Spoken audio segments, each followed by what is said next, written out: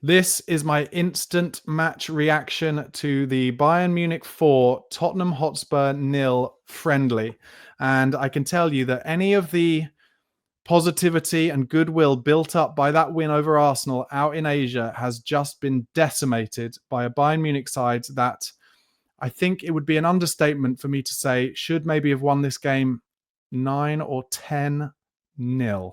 That is how superior they were to an incredibly poor and one-dimensional Tottenham side who consistently could not deal with Bayern Munich's press and counter-press and physicality, knocked off the ball time and time again. And I think more embarrassingly than anything else, Bayern Munich made 9 substitutions, I think, on around 64 minutes, at which point it was, at that point it was 2-0 to Bayern Munich with Harry Kane having scored one of the goals and Kingsley Coman, I think it was, scoring the other. And then, having expected with those 9 substitutes and a lot of them having been Bayern Munich's kids, Bayern then extended it to 4-0 and could have scored even more.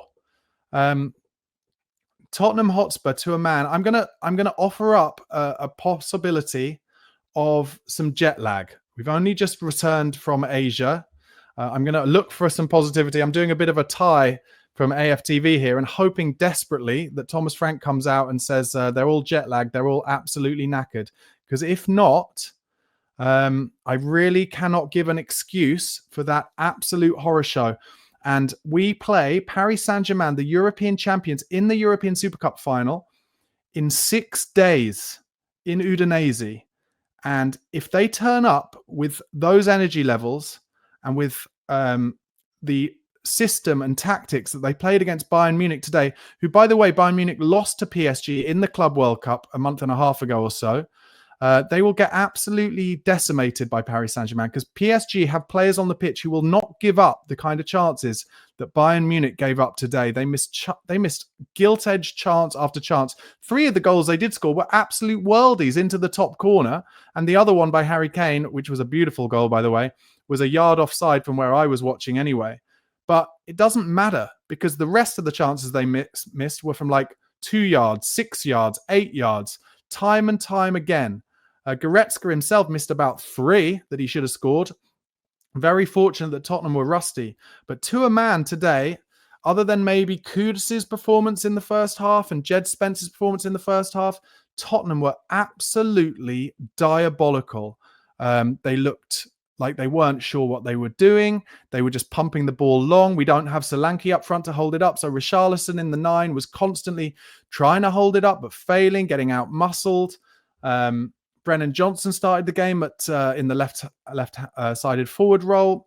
Absolutely absent, as we constantly see him. And listen, if you take away the Ange Postecoglou kind of one-dimensional attacking of get to the byline and cut it back to the back post, you're going to take away basically all of Brennan Johnson's ability for this Tottenham team. And if you take out his goals and his assists from last season and add it to having to take out Maddison's and Kulusevski's and Son's, there's a possibility here, and I hate to be completely negative here, but there is a possibility that Tottenham, whilst trying to shore up the defence and be more pragmatic by appointing Thomas Frank, have also taken away all of the goals that we score that allow us to win the few games that we did win last season. That is, that is me at the most negative possibility of what could happen this season. I think Thomas Frank is able to play different ways, but today I think he just said, try and keep a clean sheet and just play it long into the channels. And then if we're still in the game when Bayern get tired on 65 minutes, then our better training, because we've been back on pre-season for a month longer, will come through. Well, that didn't work because we were 2-0 down on 65 minutes. They brought on their kids. So no fitness benefit, and their kids outplayed us as well. Vicario was constantly pressed onto his left foot. So pretty much every time he tried to clear the ball or pass with his left foot, it put our players under pressure, or he just passed it out of play, or he just passed it straight to a Bayern Munich player. Pedro Porro, I would say, can hold his head up. He's a technically good player who always calls for the ball. Romero slid into he's a captain, by the way, Romero, slid into some absolute horror show tackles, got booked for complaining at the ref. Van de Ven, I don't think he did anything particularly wrong, but also if you're not playing a high line, there's a little bit of Van der Ven's best game that's taken away from him. I mean, the one benefit from that is not playing the high line means that he's not going to have to sprint so much. I mean, one thing I will say, I saw a tweet from Nathan from the Extra Inch podcast. He's a tactico, really knows his stuff. He said, this is like the direct opposite of the problem with Big Ange Postecoglou, where the problem with Big Ange was everybody was too high. Well, now we're too low. So every time a second ball comes out, there are no Spurs midfielders around because they're all in the back line in our own box to hoover up the second balls. And today we lost, I would say, 98% of all the second balls in that game. Tottenham were not strong enough in the challenge in their own box, and one of the goals led from that. That is a bugbear of mine that's been happening all last year. Only one positive I can think of, we are defending our back post better. That was a huge bugbear of mine under Big Ange Postecoglou. It was so easy for teams to just cross it into the back post and for opposition to have chances and score goals. Well, today, Pedro Porro and Mickey van der Ven defended the back post a lot better. But here, let's look for another bit of positivity here. Could this be exactly what Daniel Levy needed? Because we've just been absolutely pounded 4-0 in a game, like I said, that could have been 10-0 by a team who we may well end up playing in the Champions League.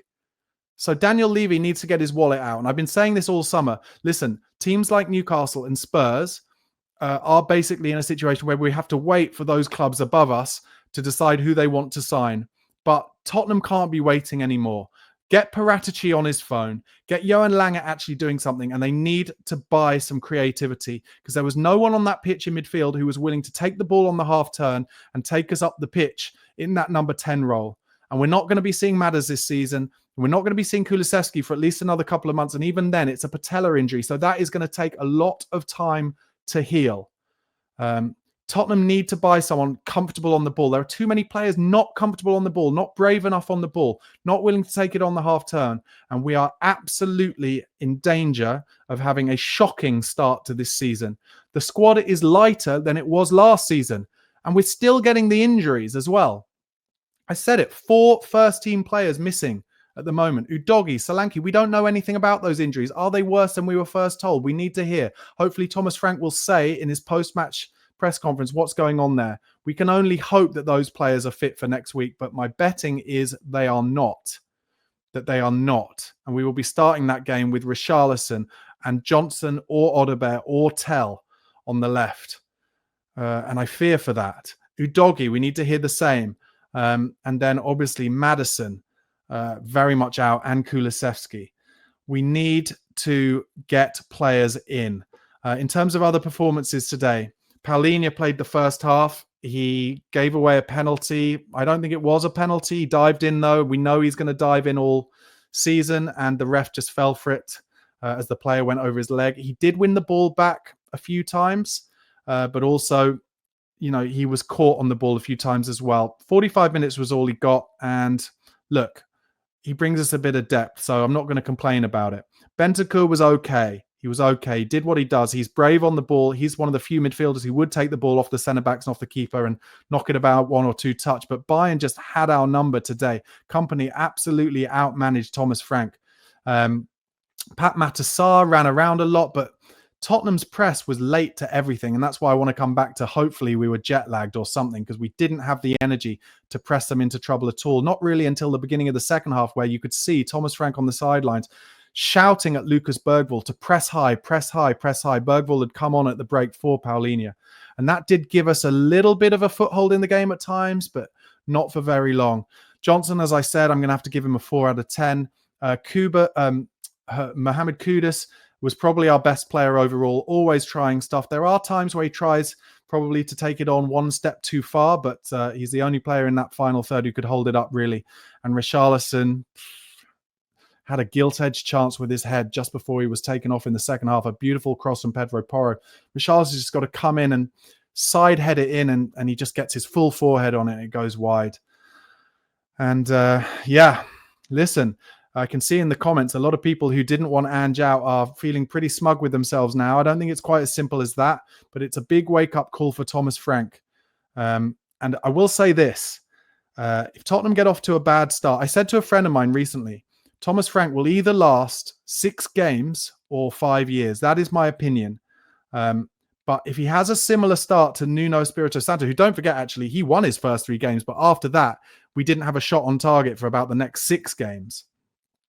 There will be people ready to jump on Thomas Frank, and he needs to get to grips with things quickly.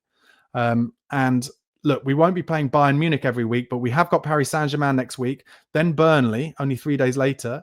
And they'll play a deep block against us, and they have a great defensive record from last season in the Championship, so that won't be easy to break down. We lost against worse teams than Burnley at home last season, don't forget that. And then we have Man City away.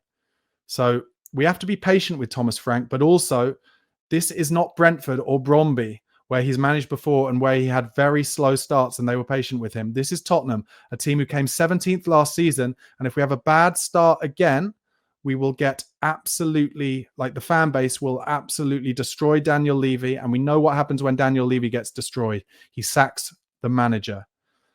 So not good at all from Tottenham Hotspur today. No redeeming features to that game whatsoever. An absolute pounding by Bayern Munich.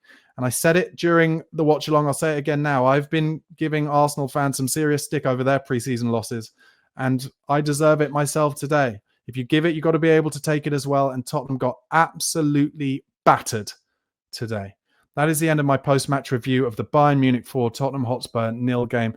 Please do give the video a like. Please do press subscribe if you're not already a subscriber for daily Tottenham Hotspur transfer news. We can only hope that Tottenham do look to make some transfers. The only one I've heard that we're now linked with during this game is that we're interested in Nicholas Jackson if Richarlison leaves this summer. My God. All right, guys, find a way to enjoy your Thursday evenings. Come on, you Spurs.